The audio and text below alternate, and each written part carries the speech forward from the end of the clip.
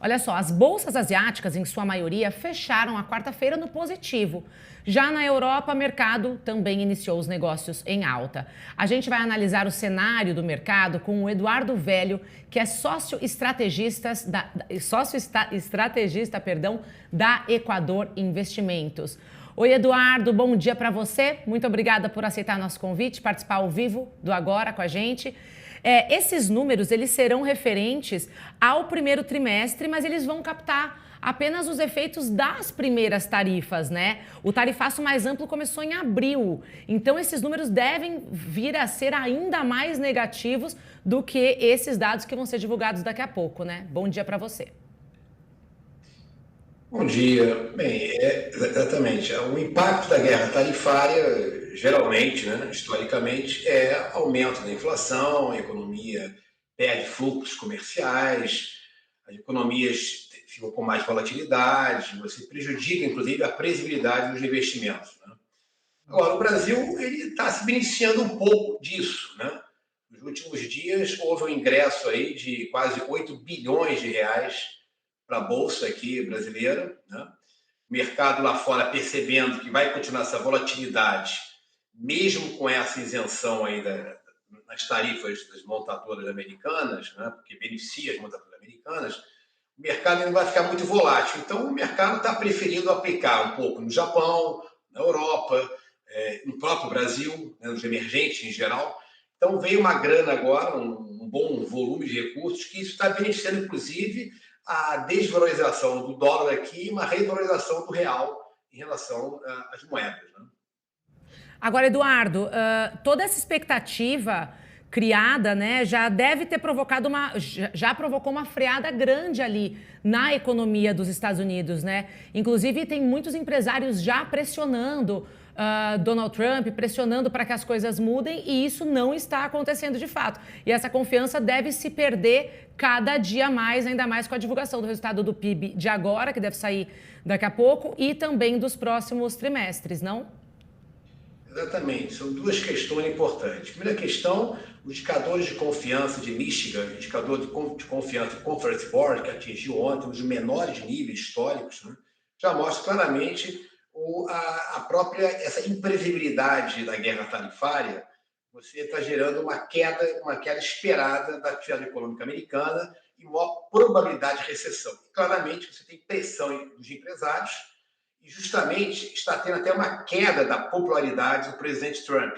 Então, a perspectiva que eu vejo ao longo das próximas semanas é ter maiores flexibilizações, alguma reversão das tarifas e, então, possivelmente, algum acordo em algum momento entre Estados Unidos e China, porque senão as duas economias vão perder, né? Essas duas economias hoje representam praticamente 50 trilhões de dólares. Os Estados Unidos com 30 trilhões e a China com 20 trilhões. Então, o melhor para os dois é fazer um acordo. Bom, Eduardo, a nossa analista Mari Almeida, a nossa economista e analista também aqui do Agora, vai participar dessa conversa. Ela já está entrando online aqui com a gente. Oi, Mari. Oi, Paula. Desculpa, cortou aqui no meu último comentário, mas estou de volta. A Mari, então, está de volta, Eduardo. Ela vai participar aqui da entrevista com a gente. Eu só não estava conseguindo escutar antes, Paula. Se puder fazer uma aqui para eu poder ouvir. A gente está fazendo a entrevista com o Eduardo Velho, sócio-estrategista da Equador Investimentos, Mari. Falando aí, né, das expectativas da divulgação do PIB americano e também do que pode acontecer, o que deve movimentar os mercados financeiros nesta quarta-feira. A gente teve os resultados aí também da Europa, né, que deram alguma aquecida, mas tudo ainda muito um compasso de espera, né? Talvez, Eduardo, como que você... mesmo a gente tinha uma expectativa em relação ao discurso do Trump, em relação a esses resultados, mas nada está saindo muito desse olhar mesmo de que ainda o ambiente é muito inseguro. Então, os resultados eles ainda falam um pouco, ainda tem pouca influência, talvez, forte para o futuro. Você vê alguma possibilidade de ter uma reversão ainda essa semana, alguma coisa de mais curto prazo que acelerasse de maneira mais significativa aí os mercados? Eduardo, eu vou te repassar a pergunta da Mari, que eu acho que você não consegue ouvir. Ela perguntou se na sua leitura existe a possibilidade de uma reversão desses resultados aí, tanto do PIB da Europa, de algo acontecer que pode mudar os rumos do que já está acontecendo nessa semana? Tudo vai depender do Donald Trump, né? Mas a perspectiva que nós estamos traçando aqui na Equador Investimentos ainda é um mercado muito volátil agora no curtíssimo prazo, né? Ainda essa revisão das tarifas eu acho que vai ser gradual realmente, não parece que vai ser uma grande mudança. Então os indicadores estão saindo, ontem saiu a abertura de vaga americana que já está em 7 milhões. Há 2 meses atrás estava na faixa de 8 milhões de empregos. Então já é um sinal claro de desaquecimento. A confiança também está caindo bem também, a confiança do consumidor norte-americano. Isso cria uma perspectiva de uma desaceleração do PIB no primeiro e no segundo trimestre. Então, ou seja, agora a probabilidade de recessão, que está lá no jogo, está no cenário de todos os gestores de investimentos, eu acho que existe essa probabilidade, mas eu acho que se ele reverter isso ao longo aí das próximas semanas, eu acho que vai ter um PIB um pouco menor, mas não vai ter uma queda, uma grande queda da economia. Mas a perspectiva ainda é negativa, a tal ponto que está tendo um direcionamento de alguns fluxos de recursos de grandes gestores de investimentos para Japão, para alguns fundos europeus e também para o Brasil. O Brasil teve agora uma captação de 8 bilhões de reais em 8 pregões, praticamente, 8 dias. Está chegando quase ao recorde do Ibovespa, que chegou a bater 137 mil pontos no final do meados do ano passado. Então, acho que nós estamos num momento de transição.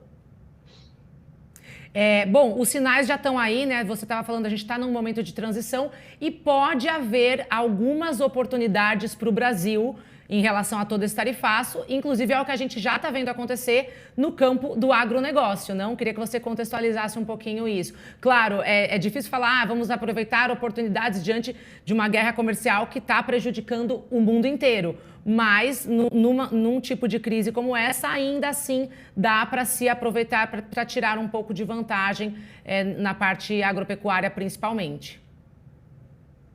Exatamente. Tem 2 pontos aí, que é o fluxo comercial, que aí o Brasil pode se beneficiar exportando mais produtos para países que estão sofrendo mais as tarifas americanas. Tá? Por exemplo, a gente pode exportar mais para a China, por exemplo, né? Pelo fluxo comercial. Mas, por outro lado, é importante que essa guerra tarifária seja revertida, ou seja, suavizada, para não prejudicar os fluxos de capitais de forma global. Que aí você pode ter uma aversão ao risco ainda relativamente elevada, ou seja, você pode ter menos fluxo de recursos externos para países emergentes na frente. Então, nós estamos se beneficiando, por enquanto, de uma queda no mercado americano que teve, no mercado acionário americano que teve, agora com a guerra tarifária.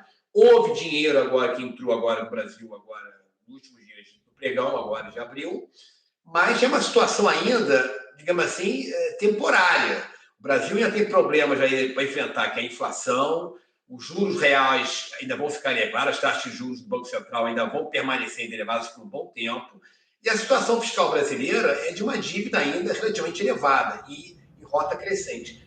Então, de certa maneira, eu vejo com um certo otimismo, mas um otimismo, de certa maneira, cauteloso, no seguinte sentido que você precisa realmente haver uma reversão dessa guerra tarifária comercial, senão você vai ter problemas de desaquecimento maiores na frente. Perfeito. Muito obrigada, viu, pelos seus esclarecimentos. Eduardo Velho, sócio estrategista da Equador Investimentos. Obrigada por ter aceitado o convite e participado ao vivo com a gente do Agora. Um ótimo dia para você. Ótimo dia para todos. Um prazer sempre estar aqui na CNBC Times. Muito obrigada, viu? Bom dia.